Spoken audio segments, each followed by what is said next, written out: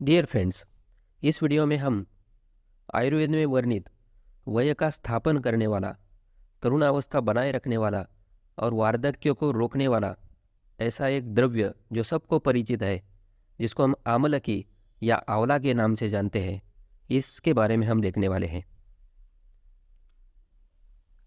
आदौ अन्ते च मध्ये च भोजनस्य प्रशस्यते निरत्ययं दोषहरं फलेषु आमलकी फलम।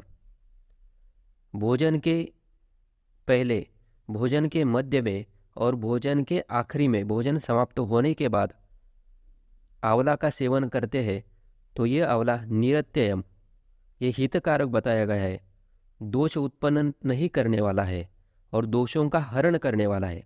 निरत्ययम सुरक्षित है, तीनों कहीं पे भी हम ले सकते, भोजन से पहले ले सकते, भोजन के मध्य में ले सकते या भोजन के पश्चात ले सकते। निरत्ययम दोषहरम फलेषु आमलकी फलम, ऐसा ही आंवला दोष को कम करने वाला है। आंवले का बोटेनिकल नेम है इमलिका ऑपिसिनेलिस और ये इफोरबियासी फैमिली को बिलोंग करता है, जिसको हम एरंड कुल से जानते हैं। इसका लैटिन इंग्लिश नेम है इमलिका माइरोबेलन। चरक संहिता में चरक सूत्रस्थान 4 अध्याय षड्विरेचन शताश्रुति अध्याय में जहाँ पर विविध गण बताए गए हैं, उसमें विरेचनोपक गण में आंवला समाविष्ट है। कासहर, ज्वरहर, कुष्ठघ्न और वयस्थापन गण में इसका समावेश किया गया है। जैसे कि हम अग्र संग्रह में देखते हैं कि आंवला ये वयस्थापन में श्रेष्ठ बताया है। शुश्रु संहिता में यह आमलक्यादि, परुषकादि और त्रिफलागण में वर्णित है और अष्टांग संग्रह अष्टांग हृदय में इसका समावेश परुषकादि गण में किया गया है। यह एक वृक्ष है, मिडल साइज ट्री, मध्यम आकार का वृक्ष है, जिसके पत्ते चिंचा के पत्र के समान दिखते हैं, टैमेरिंड लीव के जैसे जिसके पत्ते हैं, और इसके फल सबको परिचित है। राउंड गोल फल होते हैं जो ग्रीनिश येलो कलर के मिलते हैं, जिसमें एक बीज है और बीज के ऊपर 6 लाइंस होते हैं, 6 स्ट्राइएशंस विथ सीड्स। ये इसका हम पहचानने के लिए इसका उपयोग कर सकते हैं। इसका प्रयोजांग खाने के लिए या औषधि के लिए इसका फल उपयोग में लाते हैं। सो प्रयोजांग है फ्रूट, और इसमें केमिकल कंस्टिट्यूएंट्स देखते हैं तो प्रचुर मात्रा में विटामिन सी मिलता है और मिनरल्स मिलते हैं। मिनरल्स में मेनली कैल्शियम का समावेश इसमें ज़्यादा है।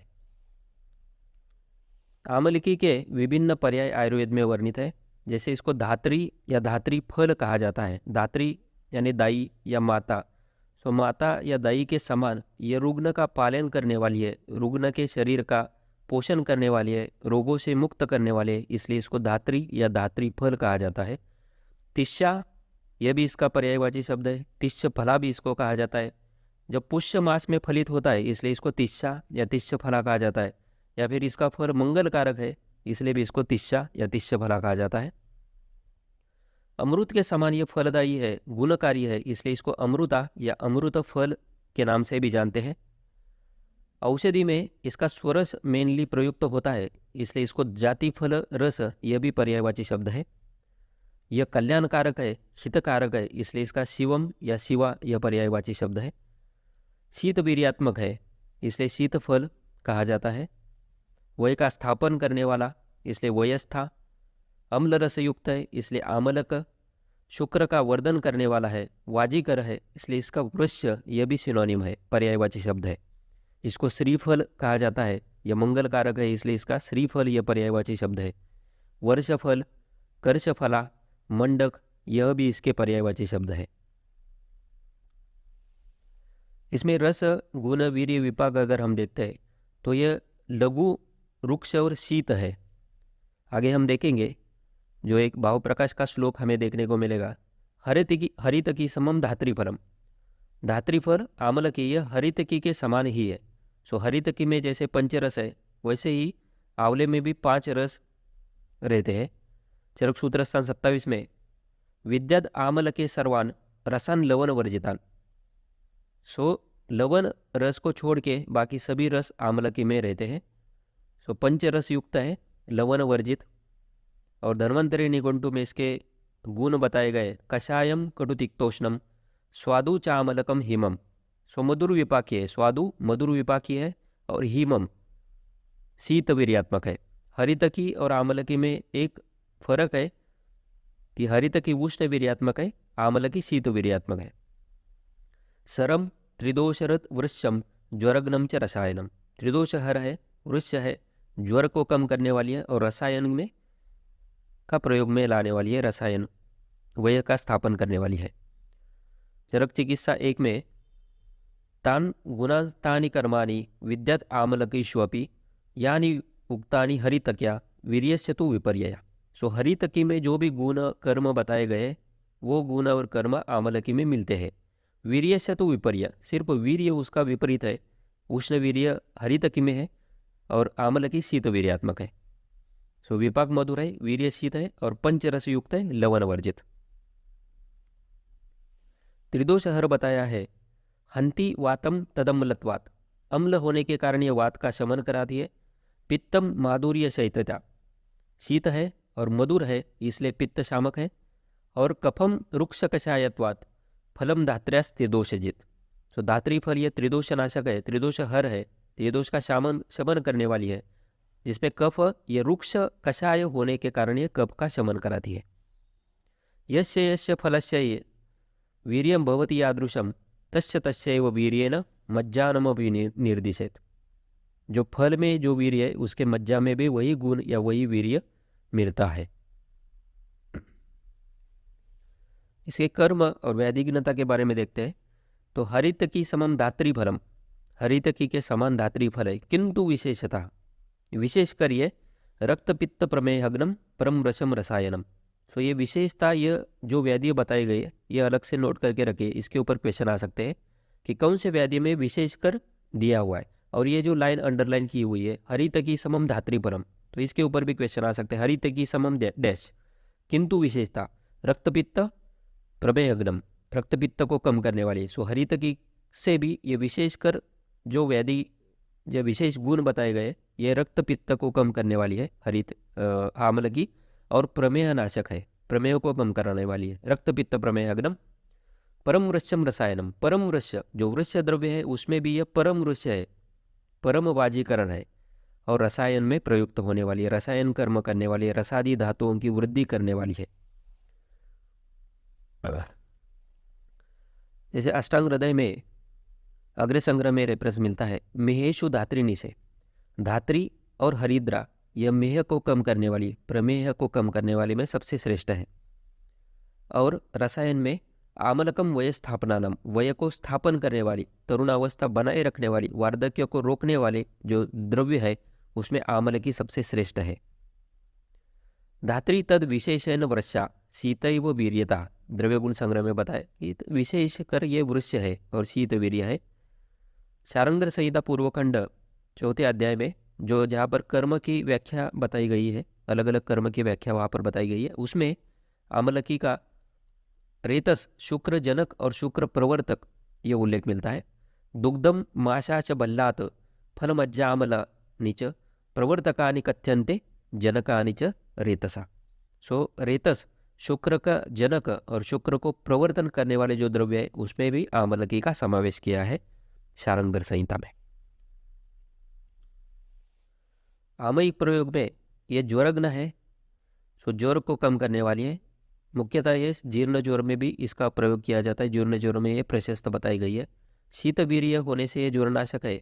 पित्तज वात पित्तज सान्निपातज ज्वर में धात्री का क्वाथ शर्करा और मधु का युक्त प्रयुक्त करते हैं।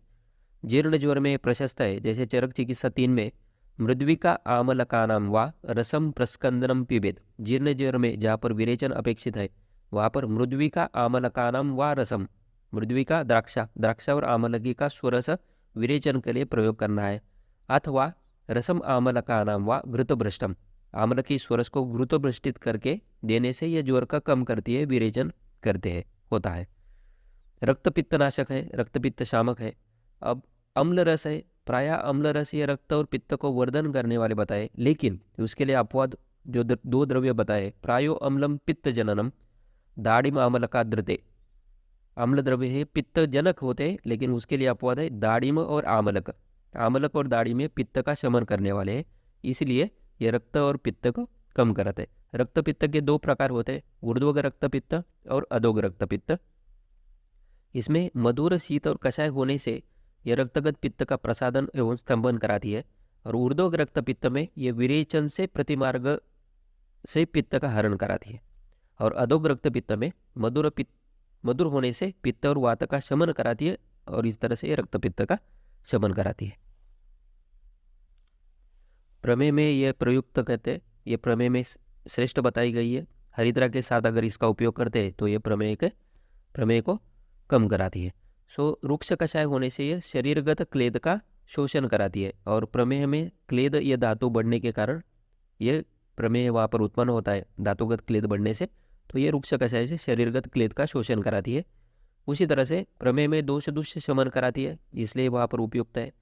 किस तरह से प्रयोग कर सकते हैं? हरिद्रा कल्क और धात्री स्वरस एक साथ मिला के शहद के साथ पान करते हैं तो ये प्रमेय का नाश कराती है। और मुख्यतः ये अविल मूत्रता नाशक है। अविल मूत्रता ये प्रमेय में एक लक्षण बताए तो उसका नाश करते हैं अगर हरिद्रा कल्क युक्त धात्री स्वरस का शहद के साथ पान करते हैं तो। यह मूत्र कुरुचर और बस्ती में जो दाह होता है उसका भी शमन कराती है। सुश्रुत उत्तर तंत्र 58 चैप्टर में शौद्र संयुता प्रपिड्य आमलका नाम तुरसम, आमलक का स्वरस कुड़व संस्थितम, कुड़व मान में अगर उसका पान कराते तो पीतवा अगदी भवे जंतुर मूत्र दोष रुजातुरा, मूत्र दोष से, मूत्र रुजा से जो पीड़ित है वो पीतवा अगदी, वो अगदी हो जाता है, उसे मुक्त हो जाता है आमल की स्वरस का कुड़व मान में पान करने से। या फिर धात्री फल रसेनैवम सूक्ष्म एलाम व पिबेन नरा, धात्री फल स्वरस एला के साथ पान करने से भी मूत्र दोष, मूत्र रुजा कम होते हैं। तो मूत्र कुरुचर बस्ती दाह में भी उपयुक्त है। शीत मधुर होने से बस्तीगत दाह का शमन कराता है, मूत्र शोधन कराते हैं। ये प्रदर में उपयुक्त है। पुय श्रावयुक्त योनि में धात्री क्वथ हरिद्रा के साथ प्रशस्त है। हरिद्रा से देने से ये पुय श्राव कम होता है, जैसे रुक्ष कषाय से क्लेद और पुय का शोषण कराती है। उसी तरह से योनि दाह में, रक्त योनि रोग में धात्री रस सीता के साथ में प्रयुक्त करना है। चरक चिकित्सा 30 में इसका प्रयोग बताया है। श्वेत प्रदर में जलेन आमल की बीजम कल्कम व ससीता मधु, आमल की बीज का कल्क सीता मधु के साथ या जल के साथ सेवन करने से श्वेत प्रदर कम होता है। और उसी तरह से आमल का चूर्णम रसम व आमल की चूर्ण अथवा आमल की रस का मधु के साथ सेवन करने से भी श्वेत प्रदर कम होता है।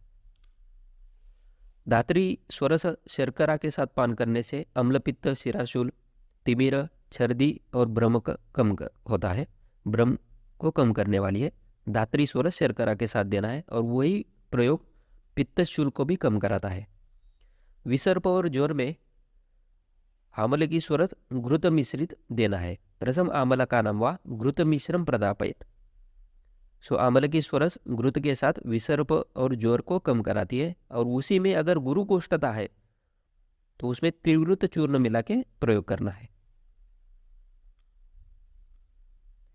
वात रक्त में पुराण घृत आमलक स्वरस से सिद्ध करके पानार्थ देना है। सर्वेषु च पुराण घृतम आमलक रस विपक्वम व पानार्थे। सुश्रुत चिकित्सा 5 में इसका रेफरेंस है। पुराण घृत, आमलक स्वरस सिद्ध पुराण घृत वात रक्त में उपयोगी है। और हिक्का में जहाँ पर अधोभाग घृतम सिद्धम सद्यो हिक्का नियचति। अधोभाग विरेचन करने वाले द्रव्य से सिद्ध घृत सद्यो हिक्का नाशक है। हिक्का का सद्य इमीडिएटली उसको कम कराती है। उसी तरह से धात्री कपित्त स्वरस पिपली और मधु के साथ अगर प्रयुक्त करते हैं तो यह भी सद्यो हिक्का नाशक है, हिक्का को इमीडिएटली कम कराती है। यह गर दोष हर है। गर्विष के जो दोष बताए गए या गर्विष को कम करने के लिए श्वेत चंदन के साथ धात्री चूर्ण का प्रयोग करना है। और ये मधु के साथ अगर प्रातः काल में लेहन कराते तो ये गर्विष के दोष को भी कम कराते हैं। उसी तरह से वाजीकरण के लिए इसका प्रयोग बताया है सुश्रुत चिकित्सा 26 चैप्टर में। एवं आमलकम चूर्णम स्वरसेनैव भावितम, आमलकी के पाउडर को, चूर्ण को उसी के स्वरस की भावना देना है। और उस तरह से बनाया गया चूर्ण शर्करा मधु सर्पी के साथ अगर इसका लेहन कराते और उसके पश्चात लेहन कराने के बाद पश्चात पयपान करना है, दूध पीने के लिए देना है, इस तरह का अगर प्रयोग करते हैं तो इससे एतेन अशीतिर वर्षोपी युवैव परिरस्यति, तो ये वाजीकरण है, ये हर्ष बनाए रखता है, वृक्ष है। इस तरह से प्रयोग अगर हम करते हैं। यहाँ पर कुछ आमलकी के योग बताए गए हैं, जिसमें मुख्यतः आमलकी मिलता है। बहुत सारे योग में आमलकी का प्रयोग किया गया है, लेकिन त्रिफला चूर्ण में आमलकी है, हरितकी बिबितकी के साथ आमलकी वहाँ पर है। च्यवनप्राश आंवले ये आमलकी का मुख्य कल्प है। ब्रह्म रसायन में धात्री लोह, आमलकी रसायन, फलासव, आमलक्यादि चूर्ण और कनकारिष्ट में भी आमलकी का प्रयोग किया हुआ है। So thank you very much friends. I hope so this video will be helpful for you. We will meet in the next video. Thank you once again.